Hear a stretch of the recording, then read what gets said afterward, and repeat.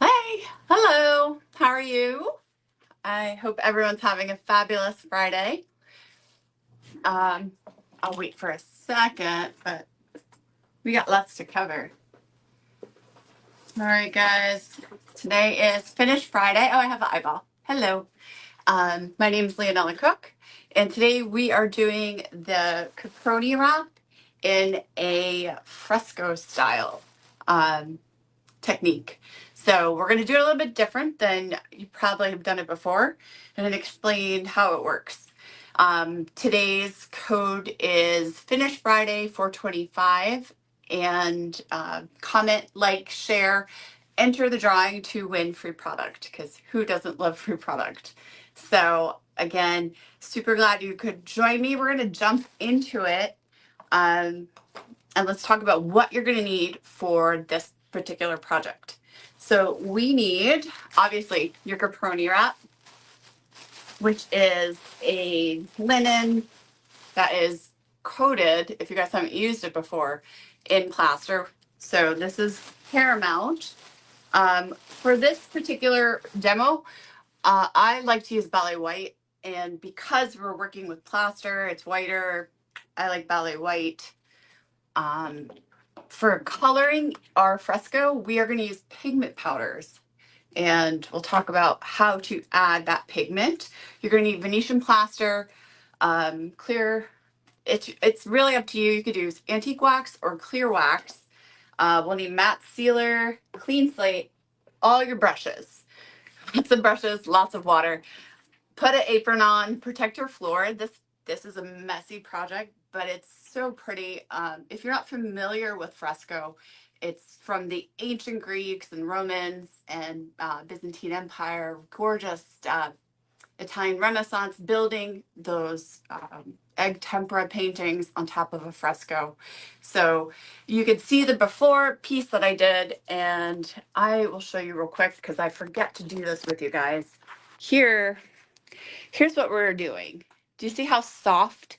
It just has such a soft, really pretty feel to it. And I loved that I combined it. I combined it with a modern piece of furniture, simple line, clean lines, and it just adds just a really pretty, elegant touch to it. So we're gonna get started. I'm gonna turn you down. If you guys have questions, please put them down below and we will get to them when we can. So let's get started. Here we go. All right, so we are working with just a regular old pine board. So the Caproni Wrap is great for non-detailed pieces. I don't recommend doing it on anything with lots of detail. That would be rough. Minimal detail, but yeah. So you're gonna open up that paint. For those of you who are new to this or new to this type of paint, make sure you really stir it. I know that sounds silly, but a lot of the, if it's sat for a while, it will go to the bottom. So make sure you just get your paint agitated, completely combined. Before you begin, always, always, always. And I know I feel like it's so redundant, but if you do not clean your surface, you will have all kinds of problems. Adhesion, maybe it bubbles where you don't want it to, it's never a good thing. So really, I can't emphasize enough, especially if you've stripped a piece, you really need to clean your surface that you're going to work on and just get into the habit of it. And it honestly, the more you be thorough, the better you are. So we're going to go ahead. I like to do 2 coats of one step. I'm only going to do a section. This is a big board. So I like to cross hatch on when I have a grained wood, just because I know it gets in there. So go ahead. You're going to apply 1 coat and see, especially if you could still see anything through, you want to definitely give yourself another coat. And what's amazing is this paint dries so fast. It's pretty amazing. All right. And so while that's drying, we will go ahead and start prepping for the Caproni and your plaster because you're going to have to mix up some plaster. Lots of bins. Make sure you have your mixer. You will need a trowel. Since we're not burnishing the plaster, we don't necessarily need a metal trowel, but if it's just force of habit, by all means, use your metal trowel, whatever you are happiest with. So we're gonna let that dry for a second. I'm trying to avoid using the hair dryer as much as possible, or the heat gun. So we are gonna take actually I like that one better. We're gonna do some Venetian plaster here. Okay. Now I will warn you, this can irritate your skin a little bit. So if you need to, please wear gloves or, moisturize those hands because nobody likes rough hands. So, all right. For my piece, I used about a cup of plaster, which is not actually a lot. Let me just get some in there. And we want a consistency of about, I want to say like a sour cream, not so much, not runny. We don't want it too runny. Usually you put water in before, guys, bad form. So let's go ahead. Let that soak in for a second. Especially if you're mixing a big batch of plaster, put your water in first and then put your your plaster in, okay? Because you want to make sure everything soaks it in. Mix it up.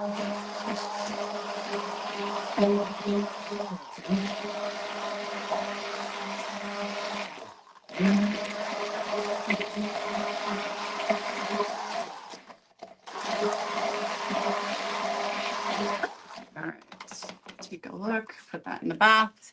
Always definitely keep a bath for your tools because that plaster will dry and it will become impossible to get off blades and your trowels. I've ruined many. So this is a little too soupy for me, but I'm gonna let that sit for a minute and let that kind of soak in. Also, tip, if you guys have never mixed plaster before, do not, Venetian plaster, do not mix it with hot water. you will immediately start it to set. So you always use cool water. I don't think, anybody really talks about that, which is kind of funny. So I'd like that a little bit thicker. Let's see if it sets up a little bit. We'll try to let that set up. We're going to talk about our pigment. So when we are going to pigment, so this is fresco essentially. There is no animal glue or any kind of adhesive or binder. So what's happening is the pigment is slacked in water, typically overnight, which I've already done for you guys. So you slack your pigment, you decide, and what I love about working with pigments is you really can come up with your own colors and it can be super unique. I did a seafoam green on mine and it has like a little bit of that bright, I like the blue undertone in it. So you make your own pigments. You'll start off, what you see, it's not going to be as dark, but depending on how much pigment you slack, will affect that. So go ahead and you're going to put, you want to have less, start with less, here, and we'll do one so I could show you. So you want less water, you want less pigment. So for like a small little project, really not much. Do like maybe 2 teaspoons and work from there. And then we're gonna, so what you're wanting a really loose color. And this is kind of important for line washing too, guys. So, just really nice and loose. Let that sit overnight. And then everything should look at this really pretty color green. If you're working with Prussian blues or blues like this, I do recommend vodka. Blues have a tendency to not want to dissipate in water. So if you're having trouble and you don't want streaks, vodka. All right, look at this. And now we're back over here, cruising right along. This is actually dry to the touch. Fantastic. I am not going to do 2 for this one, but I recommend doing 2 coats of your base color. But we're just going to move on. We are going to take our Caproni Wrap And I don't think anyone's talked about this either. If you look at this wrap, on one side, it's very thick. On one side, it's really thin. And I tested it doing it both ways, and I actually liked it best with that thick side up.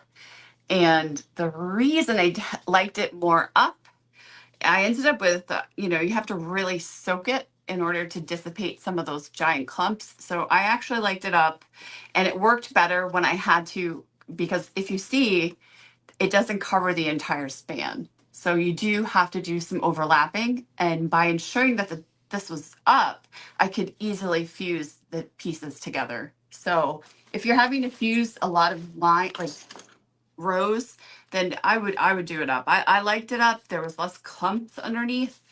I was a little frustrated when I did it with the bubbly face up down, and I found myself trying to lift it after I've already applied it. So, all right, just checking on our time.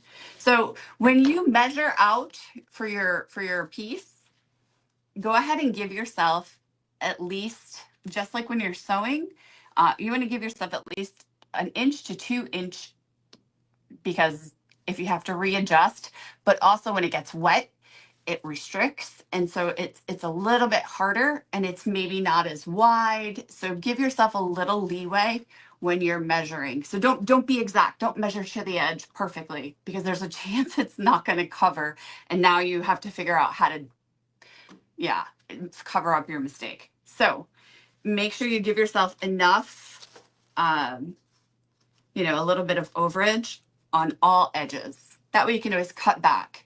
So we're going to just pretend that's our edge here, and then we're going to go ahead and cut an overlap for here. And so we're just going to cut. All right.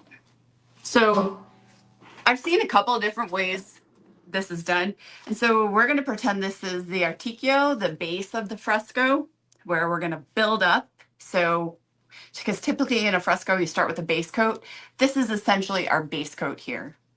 And fresco means fresh in Italian, if you guys learning my Italian as we go. So I have a bucket of water. You can use a brush.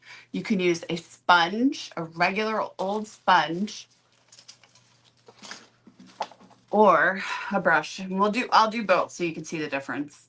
So we're gonna lay out our material. It's here, and see we already have an overlap. So I'm not gonna worry about it right now. I'm gonna let this be an overlap, and we'll cut it down as we go. But I know I have enough to finish this section. All right, so I'm gonna show you what I did the first time. Go ahead, we dumped it in water. The only problem with doing something like this is if it's a long strip, guess what? Now you have to deal with a wadded mess. I know, I'm gonna teach you guys what I did, what I shouldn't do, what you should do. That way you don't have to make the same mistakes I made. And so as you see, do you see how the texture is really great on one side versus the other? And that's going to be a lot of brushing. So we're going to put that less textured side down first.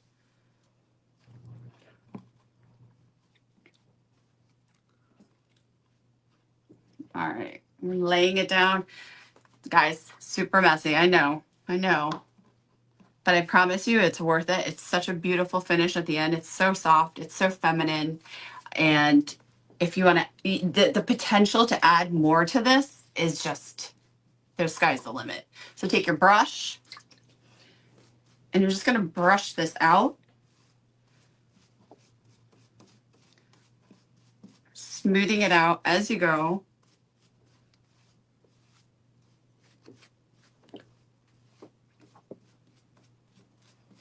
And just pulling. And be careful, because you can, I mean, it is still a linen. You can absolutely rip it. So don't be so rough. Got to be a little gentle.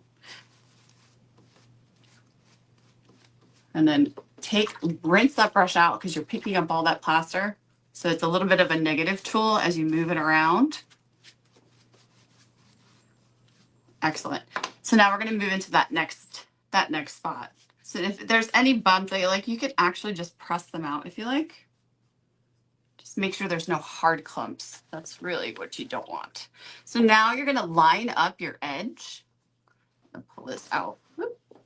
You're gonna line up your edge. You want a little bit of an overlap. And what I like about doing this as a fresco, because we're gonna put plaster on top of it, you can actually minimize any of these seams because sometimes they're just unsightly or in the wrong space. So there is a way to manipulate it so it doesn't look so poignant. So get it as close to the edge as you can with a tiny bit of overlap. You can cut this straight if you like, or you can keep it there, but it should be okay. Now, when you're doing an edge, don't soak your piece. What I want you to do is actually use your brush. And you're gonna be really gentle because the seam can move. And once you start moving the piece that's already set, then we have problems. So just smoothing it out. Again, here we're using cool water. We're not using hot water. Hot water forces a quick reaction and your plaster, the Venetian plaster will start, everything will start to set really a lot faster than you intended. And then nothing is movable or workable. So just really easy, smoothing it out. Go back over. And then take your brush in the long strip, you're gonna take it down the seam and just gently pressing down like this. We're going to minimize that gap and any fray that you see and just bringing it down along the seam. And see, that really does help minimize that. All right, so from here, we're going to go back over to our plaster. Let that sit for a second. Let's take a look at our Venetian plaster. And I want you to see, remember how soupy it was? You let it sit because now we have the perfect consistency. It's not completely runny, but it's like a nice yogurt. So there's your Venetian plaster. Now, because there is no binder or any kind of natural or the reaction, it's a chemical reaction called carbonation. So what's happening as the plaster dries, the pigment dries into it and it becomes one solid uniform finish. So that when you do a fresco, it must be done in one day. It can't, and then otherwise you're moving into secco fresco and all the other frescoes. But so this is a traditional fresco style. So we're going to take our trowel and you can let this dry. Actually, let the first coat dry. And then as we move into the color base, that's when we have to keep it wet. So, but I'm going to work with it wet. You can let it dry. If you let it dry, come back with a spritzer. You want to spray your base down. You want to get this moist enough and then come back with your plaster. But we're going to come from here. And plaster really does best on its own drying. It really doesn't need help. Put a fan on it. Don't, by forcing heat, you're going to end up cracking. So we're going to bring this down. Start from the top of your piece and bring it down. And again, we're not burnishing. We're just kind of doing this layer. And if you want texture here, you may. If you want to add in a little bit of some kind of very vague design or you could do it with your plastic trowel too, because we're not burnishing. So just kind of moving it around. You don't want giant gaps, but here, this is where we're going to hide that seam. So you're going to take your Venetian plaster and you're going to come over. And the process, the whole thing is I actually don't want to cover up the Caproni Wrap. I think it's really beautiful to have that kind of peeking through. So not having a uniform plaster finish all over that Caproni Wrap, I think it adds even more texture, even more interest to see what's underneath it. So just kind of covering up. And so this is the point where I might have to force heat because you want the plaster to get to that. It's almost like an opaque like a, it's not as translucent as you can see. I'm going to put you guys closer, see if you can see it. You want it to be almost like where you see it drying. And that is where we're going to add that pigment, where that carbonation chemical reaction, natural chemical reaction will happen. And that is what's going to hold this all together. So I am going to add a little bit of heat just to kind of speed things up here.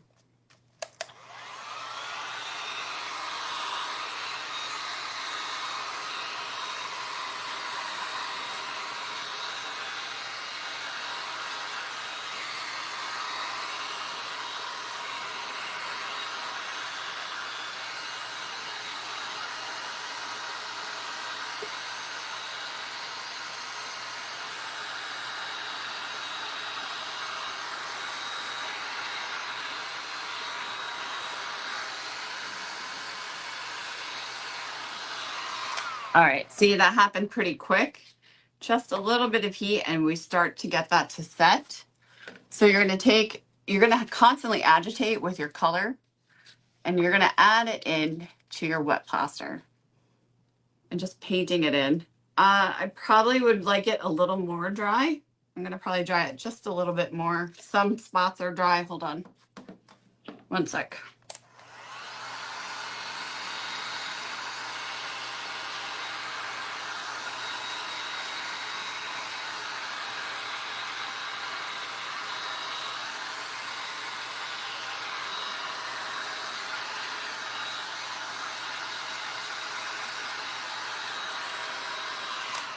All right. And the point is you don't want to see brush strokes, not brush strokes, brush strokes. So go ahead, paint it on. See, as you're painting it on, it will pick up the texture of from your trowel. And then if you want to pull back on the color, you take a steel sponge, dunk that in water. Don't hit it when it's dry. Now this is going to be your negative tool where you manipulate your surface and your color. And we're just kind of pulling it back. We're taking away some of the texture from the brush. And it looks dark now, but it's going to dry a bit lighter. So keep that in mind.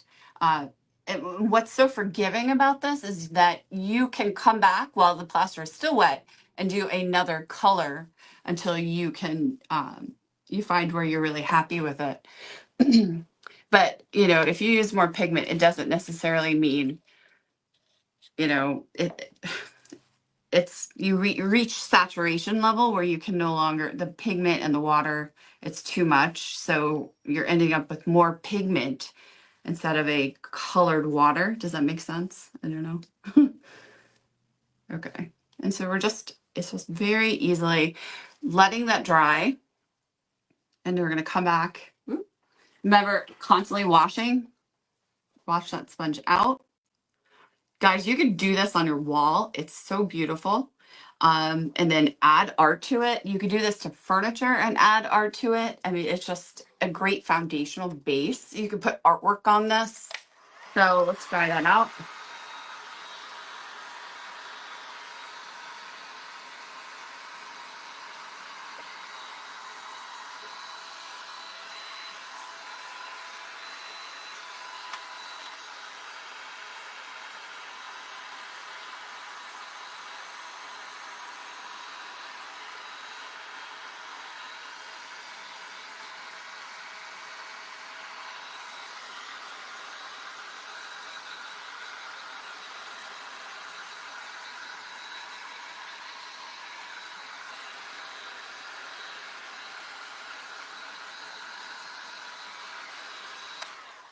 All right.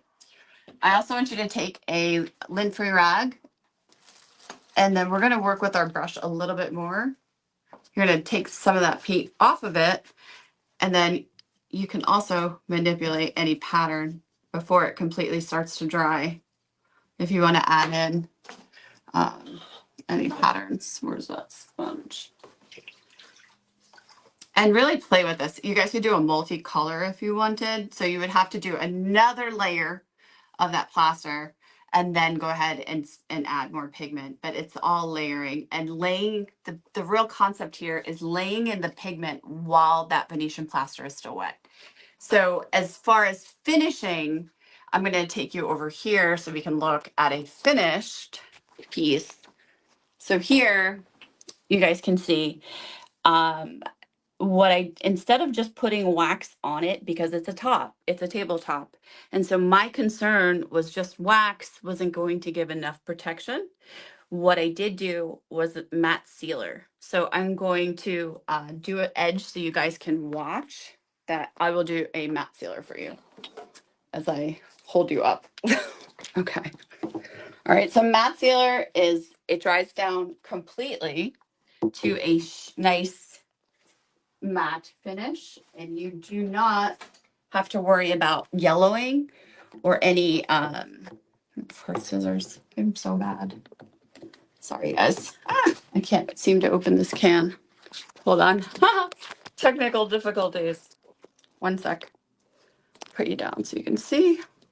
All right. There we go. Matte sealer. So matte sealer dries really nice, really clear. I actually it's a new formula. It's definitely not the same one. So I really like this new one. It's really cool. And it's definitely has more protection.